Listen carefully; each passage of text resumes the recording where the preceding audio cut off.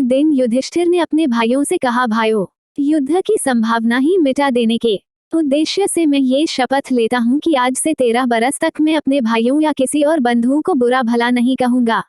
सदा अपने भाई बंधुओं की इच्छा पर ही चलूंगा। मैं ऐसा कुछ नहीं करूंगा जिससे आपस में मनमुटाव होने का डर हो, क्योंकि मनमुटाव के कारण ही झगड़े होते हैं। इसलिए मन से क्रोध को एक बारगी निकाल दूंगा। दुर्योधन और दूसरे कौरवों की बात कभी न टालूंगा। हमेशा उनकी इच्छानुसार काम करूंगा। युधिष्ठिर की बातें उनके भाइयों को भी ठीक लगी। वे भी इसी निश्चय पर पहुंचे कि झगड़े फसाद का हमें कारण नहीं बनना चाहिए। उधर युधिष्ठिर चिंतित हो रहे थे कि कहीं कोई लड़ाई झगड़ा न हो जाए, और इधर राजसूय यज्ञ का ठाट बाट तथा पांडवों की यश समृद्धि का स्मरण ही दुर्योधन के मन को खाए जा रहा था। वो ईर्ष्या की जलन से बेचैन हो रहा था।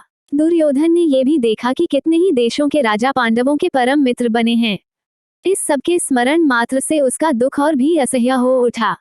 पांडवों के सौभाग्य की याद करके उसकी जलन बढ़ने लगती थी। अपने महल के कोने में इसी भांति चिंतित और उदास भाव से वह एक रोज खड़ा हुआ था कि उसे ये भी पता न लगा कि उसकी बगल में उसका मामा शकुनी आ खड़ा हुआ है। बेटा, यूं चिंतित और उदास क्यों खड़े हो? कौन सा दुख तुमको सता रहा है? शकुनी ने पूछा। दुर्योधन लंबी सांस लेते हुए बोला, मामा, चारों भाइयों समेत युधिष्ठिर ठाट बाट से राज कर रहा है।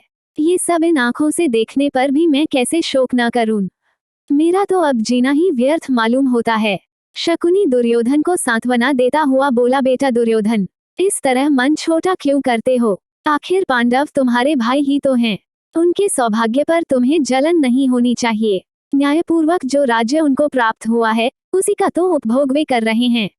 पांडवों ने किसी का कुछ बिगाड़ा नहीं है। जिस पर उनका अधिकार था वही उन्हें मिला है। अपनी शक्ति से प्रयत्न करके यदि उन्होंने अपना राज्य तथा सत्ता बढ़ा ली है, तो तुम जी छोटा क्यों करते हो? और फिर पांडवों की शक्ति और सौभाग्य से तुम्हारा बिगड़ता क्या है? तुम्हें कमी किस बात की है? द्रोणाचार्य, अश्वत्थामा तथा कर्ण जैसे महावीर तुम्हारे पक्ष में हैं। यही नहीं, बल्कि मैं, भीष्म, कृपाचार्य, जयद्रथ, सोमदत्त सब तुम्हारे साथ हैं। इन साथियों की सहायता से तुम सारे संसार पर विजय पा सकते हो। फिर दुख क्यों करते हो? ये सुनकर दुर्योधन बोला, जब ऐसी बात है तो मामा जी, हम इंद्रप्रस्थ पर चढ़ाई ही क्यों ना कर दें? शकुनी ने कहा, युद्ध की तो बात ही ना करो, वो खतरनाक काम है। तुम पांडवों पर विजय पाना चाहते हो तो युद्ध के बजाय चतुराई से काम लो। मैं तुमको ऐसा उपाय बता सकता हूँ जिससे बगैर लड़ाई के ही युधिष्ठिर पर सहज में विजय पाई जा सके। दुर्योधन की आंखें आशा से चमक उठी। बड़ी उत्सुकता के साथ पूछा, मामा जी, आप ऐसा उपाय जानते हैं? शकुनी ने कहा, दुर्योधन, युधिष्ठिर को चौंस के खेल का बड़ा शौक है, पर उसे खेलना नहीं आता है। हम उसे खेलने के लिए न्योता दें तो युधिष्ठिर अवश्य मान जाएगा। तुम तो जानते ही हो कि मैं मंजा हुआ खिलाड़ी हूँ।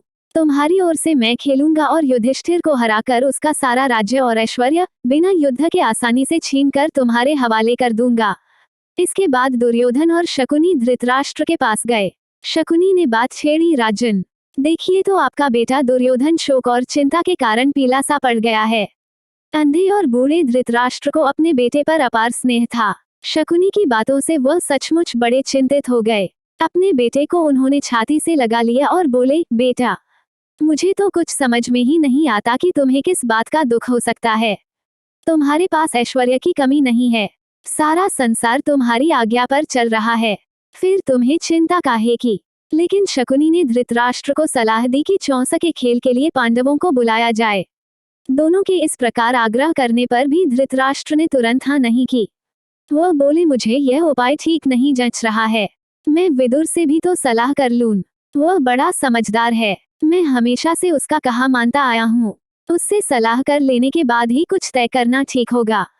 पर दुर्योधन को विदुर से सलाह करने की बात पसंद नहीं आई। धृतराष्ट्र बोले, जुए का खेल वैर विरोध की जड़ होता है।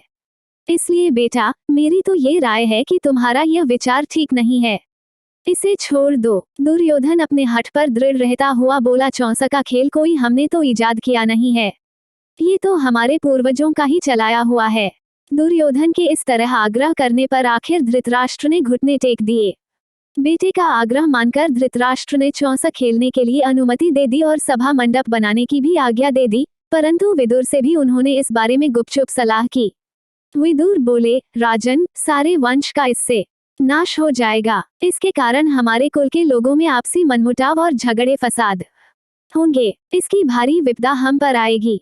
धृतराष्ट्र ने कहा, भाई विदुर, मुझे खेल का भय नहीं है, लेकिन हम क्या कर सकते हैं? सो तुम ही युधिष्ठिर के पास जाओ और उसे मेरी तरफ से खेल के लिए न्योता देकर बुला लाओ। अपने बेटे पर उनका असीम स्नेह उनकी कमजोरी थी और यही कारण था कि उन्होंने बेटे की बात मान ली।